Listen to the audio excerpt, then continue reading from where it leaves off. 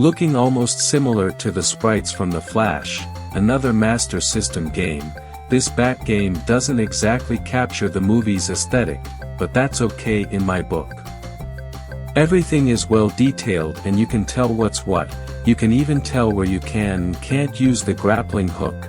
Places you can grapple are much thinner than the standard floor tiles. In the final stage of the game, there is a waterfall section that is pretty eye-straining, maybe even seizure-inducing. I wouldn't play this game if you are epileptic. While it's certainly no Sunsoft NES Batman, most of the music is pretty catchy. Does it fit Batman? Not particularly, but I'm happy with it regardless. Would have liked to have had an FM version, but despite this game being developed in Japan, it was unfortunately only released in Europe. Every stage has its own unique song, even Catwoman and Penguin get their own boss themes. That to me tells me that they really did want to put a lot of effort into the game's soundtrack. Some will automatically compare this to Bionic Commando on the NES, but with a few differences. The most obvious being that Batman can do the one thing Rad Spencer can't: jump. The grappling hook is mostly used for platforms that Batman can't jump to on his own. The grapple is pretty responsive. The grappling hook is so good that it even breaks those bat things containing items and damages enemies, making the Catwoman fight rather easy. These items can give you an extra life, increase the range of your batarang, or increase the length of your grapple if I'm correct. Similar to Contra, your lives meter is your health bar. One hit and you're dead, and thankfully you can respawn immediately where you died or at a safe distance from where you died, plus there's plenty of extra lives scattered throughout the levels. There are some parts where enemies come up out of nowhere and are hard to avoid, but generally it's not really unfair, so to speak. The only issue I have with these controls is that you cannot switch direction when jumping. This makes needing to grapple onto things quickly pretty unnecessarily difficult, but this probably was an oversight by the developers.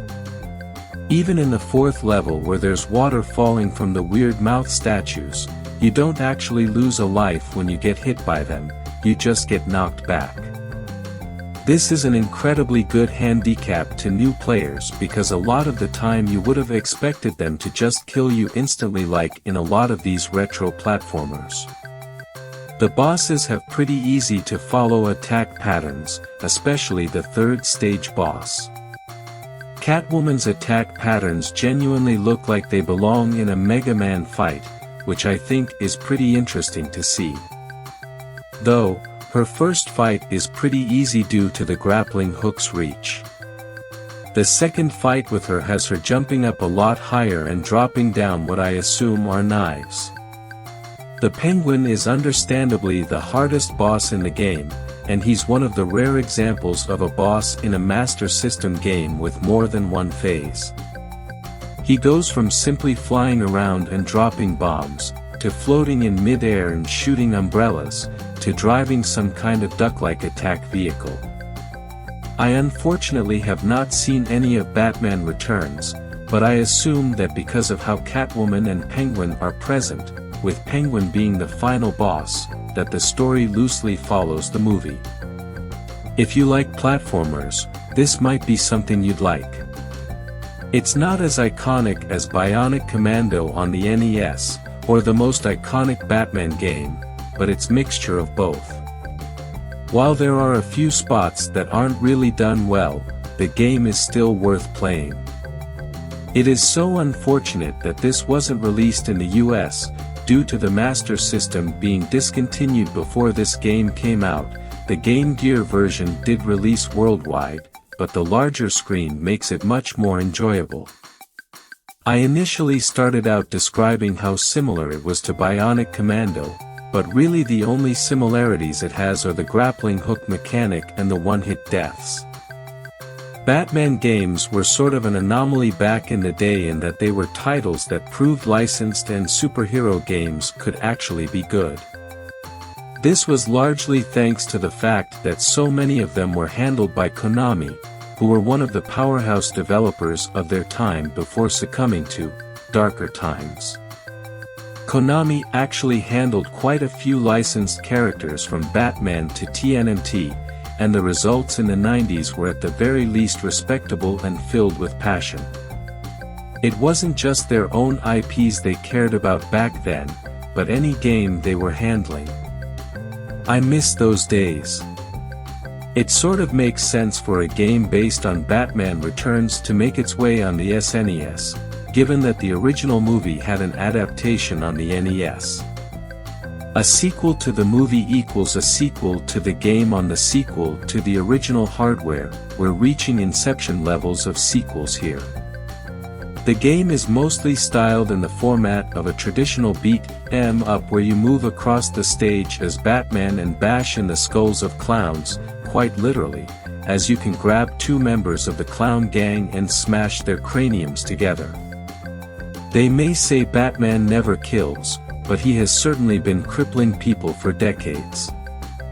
Not that I'm complaining, because clowns are creepy regardless of gang status.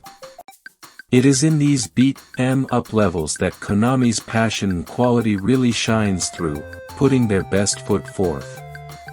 In addition to fun gameplay, they aimed to really capture the tone and mood of the movie the game is based on, and they certainly succeeded in that. That dark, heavy feeling of the Tim Burton movie is represented perfectly here. The streets of Gotham City are dark, gothic, and dreary even against the backdrop of Christmas decorations. The music has a very heavy tone to it. The members of the clown gang look absolutely disturbing and psychopathic, not that it takes much effort for clowns to look evil, mind you. The action itself matches that heavy feeling with a strong sense of impact behind Batman's punches and kicks. The strong crunch that resounds every time you kick a clown in the face is felt every single time, as is the feeling of hoisting one up and slamming them onto the cold, unforgiving concrete below. The gameplay is straightforward. You punch, kick, and throw enemies. Batman is also armed with a batarang that will briefly stun enemies in these areas, as well as a couple test tubes that serve as all-screen attacks. It is Batman, after all, so we expect him to fight with gadgets and tools as well as his fists and feet.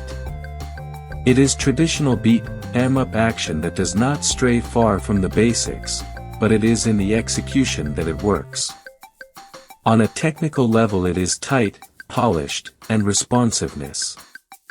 On a feedback level it both looks and feels great. While there is not much in the way of variety, you can grab two enemies as previously mentioned and slam them together. A bit tricky to pull off and usually more for show, but man is it cool to see. When there's certain objects in the background like windows or benches, you can also casually fling enemies into them and break the scenery apart to boot.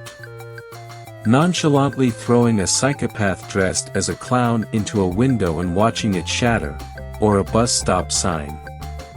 Yeah, this is a Batman game, alright. The overall design and feel is great, with the deliciously dark visuals really providing that immersion of being the caped crusader. It is incredibly basic and repetitive, but ever so satisfying. Just walk around, beat the crap out of criminals, it's awesome. To get around that feeling of repetition, Batman Returns decides to mix up its stages with a little bit of variety. It is here that, unfortunately, the game falls apart. The main secondary level design is that of a pure 2D side-scrolling action game, where you cannot move up or down on the field but only jump. Here, your batarang goes from being a stun weapon to your primary attack as you fling an unlimited amount of them at everything that crosses your path. On top of that, we now get to wield Batman's famous grappling belt in certain situations. Great idea in concept, but not in delivery. The first flaw is that the character models are too big. Batman's large, detailed design is perfectly fine in the more open beat-em-up areas, but in other sections he is taking up too much real estate. When you walk right, you will find yourself walking into enemies and hazards that smack you before you even register the fact that danger has popped up.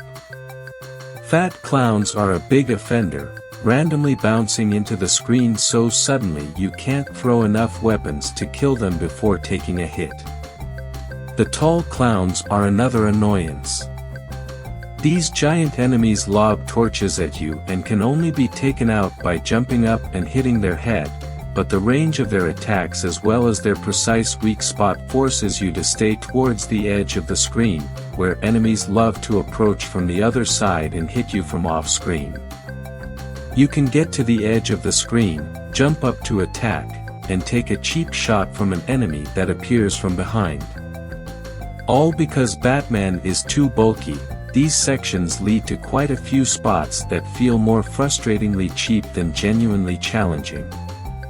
As for the grappling hook, it also suffers from a problem that can be followed back to how real estate everything takes. When trying to time your grappling hook to carry yourself across a hazardous spot, you can easily launch yourself right into a hazard and take damage before you know it. Even after multiple times I can find myself scrolling right into damage.